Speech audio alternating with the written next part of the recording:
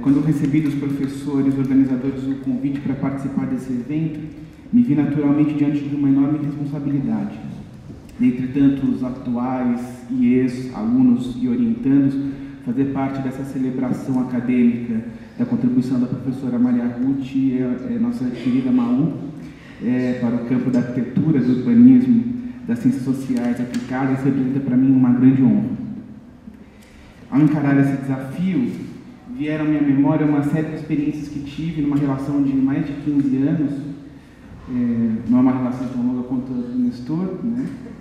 Com essa espécie de mãe acadêmica, sempre disposta a acolher, orientar, sempre despojada de nada em comum, ciúmes acadêmicos ou de qualquer atitude de filiação ou exclusividade com os seus pupilos, preservando e prezando a liberdade de pensamento e de decisão. Lembrei-me de quando a procurei para me orientar na iniciação científica, das perguntas absolutamente precisas que me fazia durante a redação da dissertação. Lembrei-me das primeiras vezes que acompanhei a favela de Heliópolis, da alegria com que as lideranças de lá recebiam e da forma como essas mesmas lideranças foram reverenciadas no seu discurso de posse como diretora da FAO. Lembrei-me de quando cursei a disciplina optativa, Habitação Popular Paulistana, que por décadas foi rara, para não dizer a única, a problematizar a questão para os alunos da FAO e do modo como a professora socióloga se valia daquela disciplina oferecida no departamento de História para propor aos alunos exercícios concretos de projeto que aparentemente pouco nobres não poderiam fazer parte de programas de disciplina do departamento específico. Foi, portanto, a partir dessas memórias que procurei costurar parte do seu percurso, de sua contribuição na docência, na pesquisa, na extensão, na direção dessa escola ou em cargos da burocracia universitária, observando particularmente o legado da professora, pesquisadora, diretora, no esforço que sempre empreendeu em todos os papéis que desempenhou, o de romper os muros da universidade e trazer a vida real para o ambiente acadêmico, que é o título dessa minha fala. Como sabemos, ainda nos anos 60, ao lado do professor Carlos Lemos, fez as pesquisas sobre habitação proletária nessa universidade, as primeiras pesquisas sobre habitação proletária nessa universidade.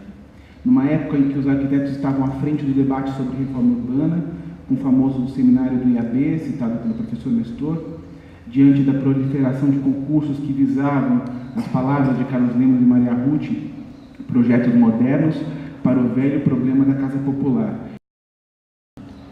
Acompanhando o nascimento do órgão que por mais de 20 anos foi responsável pela política urbana e habitacional no Brasil, Maria Ruth e Carlos Lemos julgaram, e aí eu vou usar as palavras deles, que os projetos eruditos saídos das pranchetas civilizadas dos arquitetos, àquela altura os projetos saíam de pranchetas, na verdade não acolhiam as expectativas proletárias, não atendiam aos aspectos culturais do povo.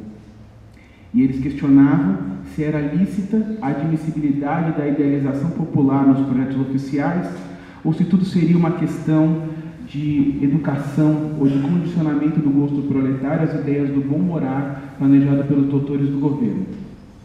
Foram a campo estudar a casa projetada e construída sem interferência direta ou indireta de empreiteiros ou engenheiros, onde estivessem refletidos com toda a sua pureza os desejos, gostos, ideais arquitetônicos e necessidades de seus moradores. E apresentaram como o usuário construiria a sua própria casa, determinando seus próprios programas, dimensionamentos, segundo o seu próprio pensamento. Fecho aspas agora. E bastaria esse preâmbulo para anotar esse esforço como original ainda nos tempos atuais. Essa mesma pesquisa foi aprofundada na década seguinte, num tempo em que a autoconstrução explodiu entre nós, tornando-se prática predominante na solução do problema habitacional da classe trabalhadora. Convém lembrar que foi a prática da autoconstrução, da dedicação do trabalhador à construção de sua casa nos fins de semana, nos horários de folga, o estalo para que Chico de Oliveira, um dos maiores pensadores brasileiros, elaborasse a cada vez mais atual crítica à razão dualista, demonstrando a associação perversa entre vanguarda e atraso no país. E se observamos o modo como essa prática foi incorporada a programas oficiais do BNH no final daquela década, nos chamados programas alternativos, que ofereciam embriões ou a casa incompleta e contavam com o trabalho do morador na ampliação dessas casas, fica evidente a relevância do tema para o entendimento do processo de urbanização paulistano e brasileiro. A pesquisa do casal Sampaio Lemos trouxe à luz a etnografia da autoconstrução, demonstrando, através de um extenso campo empírico, as estratégias individuais de famílias trabalhadoras no planejamento, projeto e execução da ocupação do terreno, construção e ampliações paulatinas de suas casas.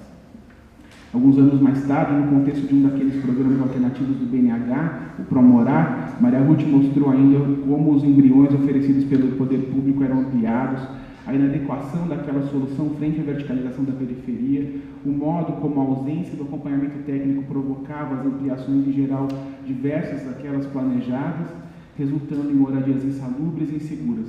Observações e recomendações, de novo, ainda válidas depois de praticamente 40 anos. Na década de 80, Maria Ruth passou por uma experiência fundamental fora da universidade, trabalhando na Coab São Paulo, durante as administrações de Mário Covas e Jânio Quadros, do município. Recordemos que o país e a cidade de São Paulo, em particular, viviam um momento de acirramento das lutas sociais, àquela altura direcionadas de um modo evidente ao Estado autoritário. Tema, aliás, também tratado pela professora Maria da Glória Long, entre outros autores do campo das ciências sociais. Foi nesse contexto que a Maria Ruth construiu diálogos um tanto improváveis e de duração ainda mais improvável. Sua atuação como coordenadora do projeto de urbanização da maior favela paulistana enredeu amizades com lideranças populares que estavam na vanguarda desse enfrentamento com o Estado, da construção de espaços públicos e de participação popular. A relação de Maria Ruth com Heliópolis pode ser observada em diversos artigos, mas estão plasmados na tese de livre docência dela, né, o percurso de uma invasão. Essa tese foi defendida no início dos anos 90 e elaborada depois de um repouso acadêmico, como ela mesma coloca, do material de pesquisa coletado. O trabalho de Maria Ruth, além do conteúdo em si, é exemplar no que tange ao lugar de enunciação. Como ela apresenta, vou usar de novo as palavras dela, fomos observadores participantes durante 3 anos, muitas vezes não necessariamente isentos, nos envolvendo em disputas e às vezes até tomando partido. A qualidade de coordenadora do projeto, durante o ano de 88, representando o poder público, foi muitas vezes penosa, porém não nos impediu de defender repetidas vezes as reivindicações da população e conseguir mudar ideias estabelecidas. O oposto também se deu e muitas vezes as vontades das lideranças tiveram de ser contrariadas. O processo por que passamos, lideranças, coordenação do projeto e equipe de campo, foi de amadurecimento conjunto e se no início do convívio membros das lideranças falavam em medir forças, ao final dialogava-se e aprendia-se conjuntamente. Vemos com essa passagem que as tensões do cotidiano de trabalho de coordenação daquele projeto foram abertamente tratadas no trabalho acadêmico, no momento em que urbanizar favelas era um tipo de ação governamental abertamente criticado na opinião pública. Recordo-me das conversas com as lideranças de Heliópolis, anos depois do trabalho de Maria Ruth na Coab, relatando o dia em que ocuparam o escritório local da companhia e fizeram da professora refém para abrirem uma possibilidade de negociação. Numa ação que podemos dizer hoje foi mais ou menos combinada, né, coordenada. Nas palavras dela, a reação ao cercamento das áreas para início da construção de apartamentos e a pressão para o começo dos mutirões ocasionaram respostas violentas da população, inclusive com a invasão do escritório da Coab na Gleba. Em todos esses acontecimentos estivemos presentes na dupla condição de pesquisador e participante, tentando, na medida humana do possível, nos manter ao largo das emoções e, principalmente, nos esforçando em fazer a Coab não esquecer as promessas feitas à população. Isso está assim escrito na tese de livre docência dela. Nos dias atuais, praticamente toda a grande cidade tem em sua estrutura administrativa um departamento, superintendência ou secretaria responsável por assentamentos precários. As diversas esferas de governos têm programas, recursos, equipes e procedimentos para a intervenção nesses locais. Quer dizer, a generalização dessa e de outras formas de ocupação do solo à margem da lei pelas populações de baixa renda resulta num aparente consenso atual pela necessidade de intervenção, de integração ou inclusão desses territórios à ordem urbanística, fundiária e legal. Assim mesmo depois de 20 anos, é pelo menos curioso voltar às hipóteses do trabalho de Maria Ruth. na livre docência. 1. A morosidade do poder público no projeto de urbanização aumenta a expectativa da população e aumenta a demanda a ser atendida. 2. A intensa rotatividade da população representa uma das dificuldades em projetos de urbanização e torna o cadastro praticamente inválido. 3. As tentativas de congelamento das áreas se mostram inócuas. 4. A insegurança em relação à implantação do projeto e a falta de credibilidade são responsáveis por essa dificuldade de congelamento das áreas. 5. Faltam ao poder público instrumentos de controle da especulação imobiliária, pois processos de venda de barracos e casas de alvenaria se intensificam com a divulgação do projeto. Na hipótese 6, ela pergunta: os novos moradores fazem parte da mesma população carente a que o projeto de urbanização foi destinado inicialmente? A incorporação da favela ao bairro significa a expulsão dos moradores originais? E, por último, a participação ocorreu efetivamente ou restringiu-se aos aspectos secundários do projeto, deixando ao poder público o controle absoluto dos pontos decisivos?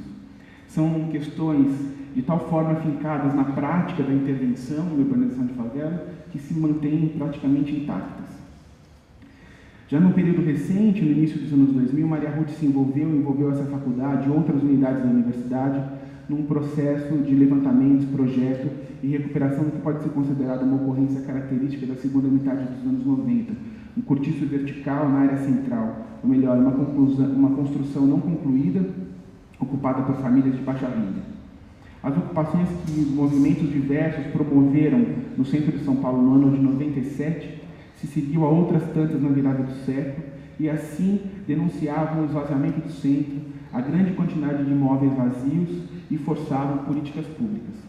Ou seja, ao mesmo tempo em que a ação direta dos movimentos se deslocava da periferia para as áreas centrais, Maria Ruth, na sua simplicidade e sensibilidade, fazia um movimento semelhante, direcionando esforços e valendo-se do seu prestígio para a transformação concreta da situação dos moradores daquele edifício na Rua Solo, no bairro do Bom Retiro.